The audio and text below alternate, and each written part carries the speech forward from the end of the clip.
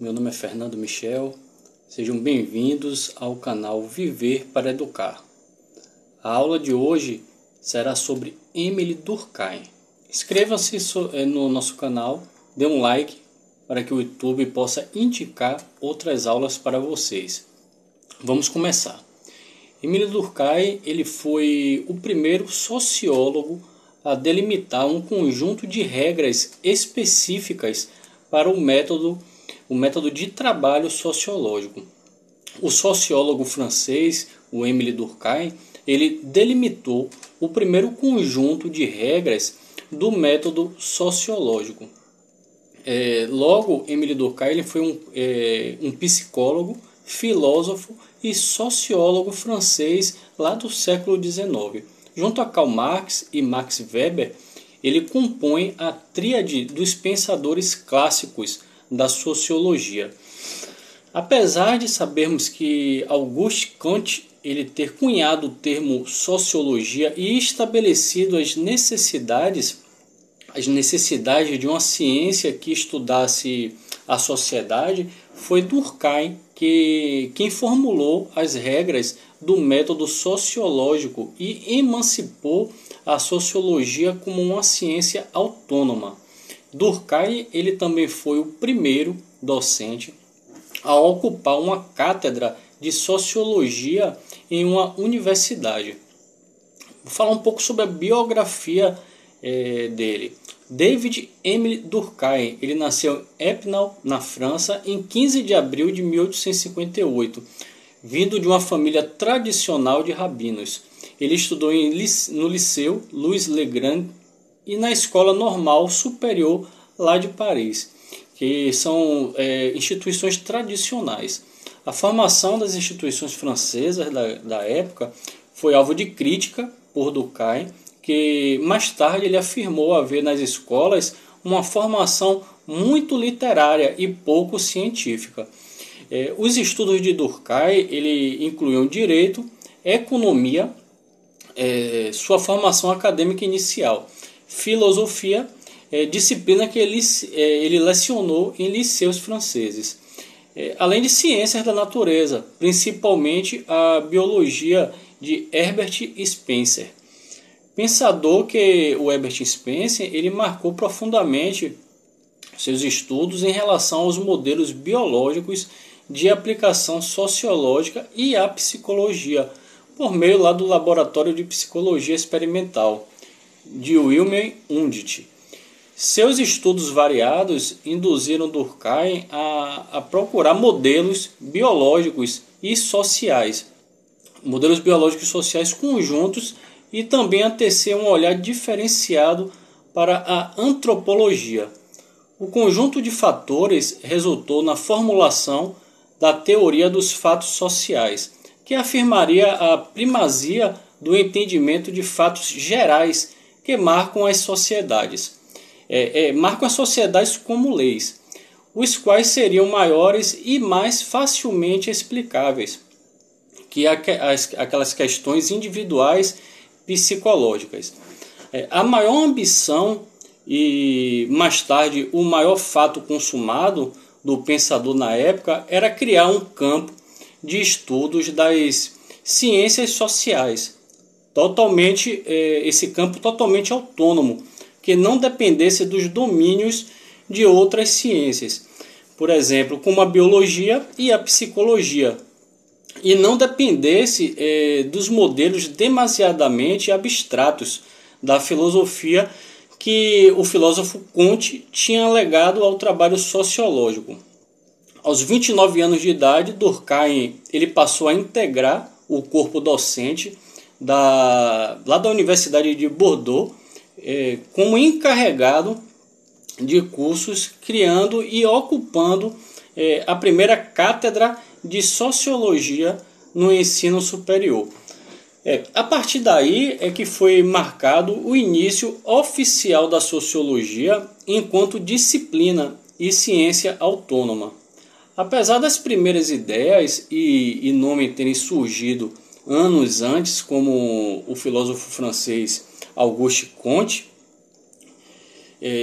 tivemos toda essa produção intelectual de Durkheim. essa produção ela começou lá a partir de 1887, voltou-se para o estudo da sociologia e do entendimento do que ele chamou de fatos sociais, que seriam leis gerais que regem as sociedades e conferem ao cientista a chave para o estudo sociológico. Lá por volta de 15 de novembro de 1917, o Durkheim ele faleceu na cidade de Paris, após ter apoiado intelectualmente e com forte apelo nacionalista a França na Primeira Guerra Mundial. Influências de Durkheim, podemos citar vários pensadores que influenciaram ele para a formulação do montante de sua obra. Duas das principais mentes que marcaram os inícios dos estudos de Durkheim são o antropólogo e biólogo inglês Herbert Spencer, um dos teóricos lá do liberalismo clássico, e o Alfred Spinas. Alfred Spinas era biólogo, filósofo e também sociólogo, estudioso de Kant, que durante certo período de sua vida mostrou-se adepto ao positivismo. O Durkheim, na verdade, ele criticou algumas ideias de Kant quanto à sociologia, o que demonstra que as influências sofridas pelo pensador, considerado o criador do método sociológico, por aquele que é considerado o pai da sociologia, que é o Kant. Para o Émile Durkheim, apesar da pretensão oposta, o modelo sociológico kantiano ele é um modelo demasiadamente filosófico, pois a base do positivismo e da sociologia, essa base são os três estados que não recorrem a um método preciso de observação e estudo rigoroso de uma sociedade. Regras do método sociológico, podemos listar a sociologia enquanto ciência bem estruturada. Ela deve ter um método próprio que garanta que ela não caia nas contradições e em algumas apressadas conclusões do senso comum. Se existe uma ciência das sociedades, é de desejar que ela não venha consistir simplesmente numa paráfrase dos preconceitos tradicionais, mas nos faça ver, na verdade, as coisas de maneira diferente da sua aparência, que é essa aparência mais vulgar. Fato, o objetivo de qualquer ciência é fazer descobertas, e toda descoberta desconcerta mais ou menos algumas opiniões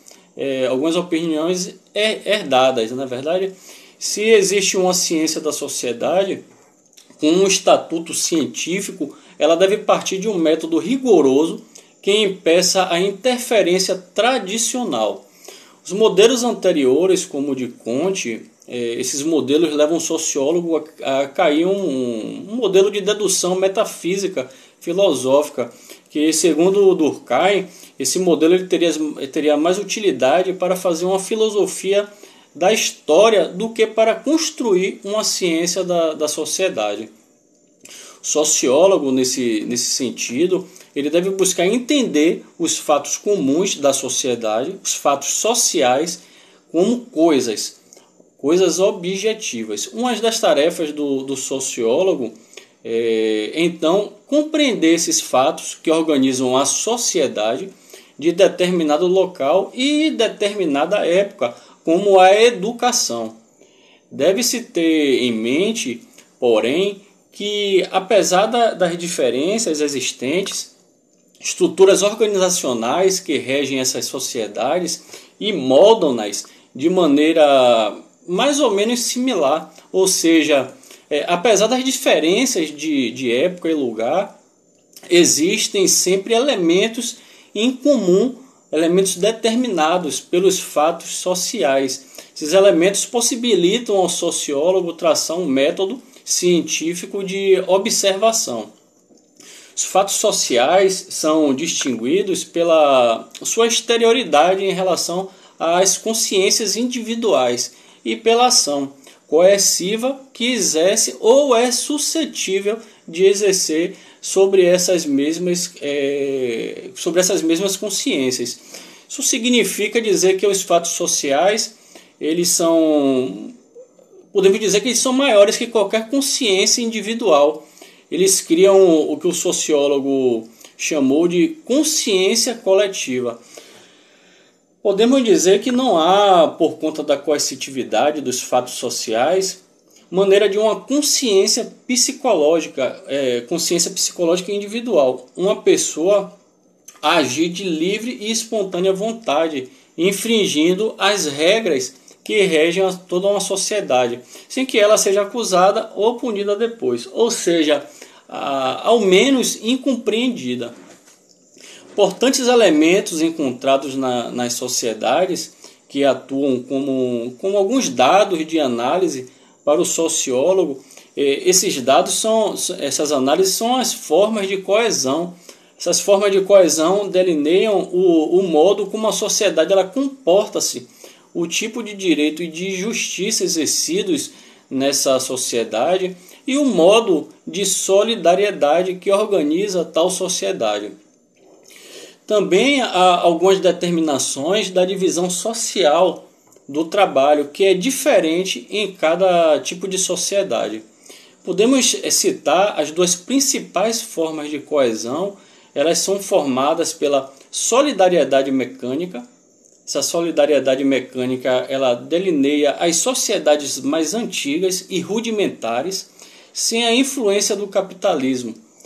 A sociedade como um todo ela é fechada como um mecanismo autônomo. Nesse quesito, portanto, há uma maior coesão social e ausência da divisão social do trabalho. Essa ausência fecha a sociedade, promove a ajuda mútua entre as pessoas.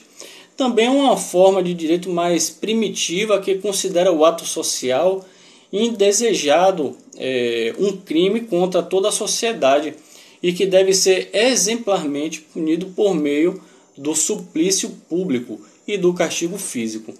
Temos também, podemos dizer, outro tipo, a solidariedade orgânica. A solidariedade orgânica necessita de várias peças e mecanismos distintos para poder funcionar. São as sociedades mais desenvolvidas e sob influência do capitalismo. Há a divisão social do trabalho e a desigualdade social que fecha os grupos em seus interiores e promove a solidariedade apenas entre os grupos fechados, que enxergam a irmandade apenas entre si e não com os outros. O suicídio Durkheim, o sociólogo Durkheim, ele entende que o suicídio ele é um fato social presente em todas as sociedades, variando apenas os números e os tipos de suicídio desenvolvidos em diferentes sociedades. O Durkheim considera o suicídio como toda morte que resulta imediata ou imediatamente de um ato positivo ou negativo, realizado pela própria vítima. O que isso significa? Isso significa que o suicídio ele é classificado como tal apenas quando há a intenção do suicida de provocar sua própria morte, deixando de lado os casos acidentais ou de imprudência. Existem 3 tipos de suicídio que marcam as sociedades e variam de acordo com cada lugar e cada tempo. São eles, temos o suicídio egoísta, quando o ego pessoal, esse ego sobrepõe-se ao ego social e o indivíduo não suporta a vida e não vê na sociedade motivo para continuar vivo.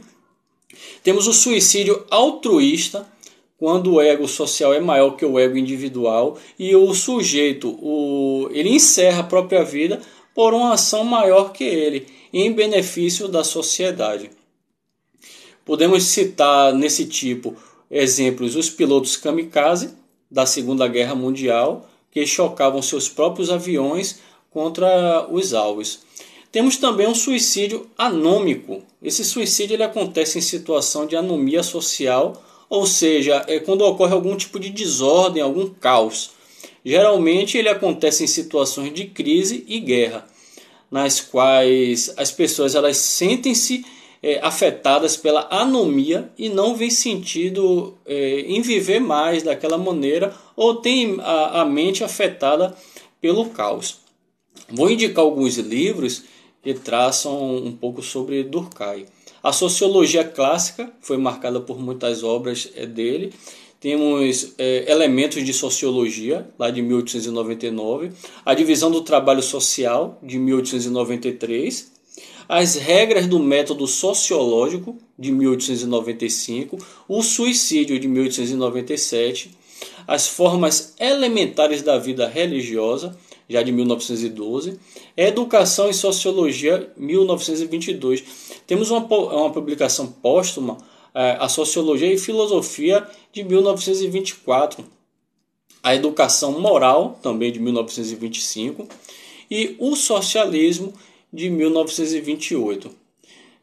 Em 1898, o pensador Lane, sociólogo, Sociologique, Os Anais Sociológicos, revista de grande importância histórica para a sociologia, pois os primeiros trabalhos de sociologia clássica da escola francesa de sociologia, eles foram publicados lá. Vou citar algumas frases que são do Émile Durkheim. Se todos os corações vibram em uníssono, não é por causa de uma concordância espontânea e pré-estabelecida, é que uma mesma força os move no mesmo sentido. Cada um é arrastado por todos. A religião não é somente um sistema de ideias. Ela é, antes de tudo, um sistema de forças. Outra frase dele é: fato social, toda maneira de agir, fixa ou não, suscetível de exercer sobre o indivíduo uma coerção exterior, ou então ainda que é geral na extensão de uma sociedade dada, apresentando existência própria, independente das manifestações individuais que possa ter. Outra frase, podemos listar: a sociedade e cada meio social particular determinam o ideal que a educação realiza. Espero que tenham gostado da aula. Fiquem bem, uma boa sexta-feira. Até a próxima aula.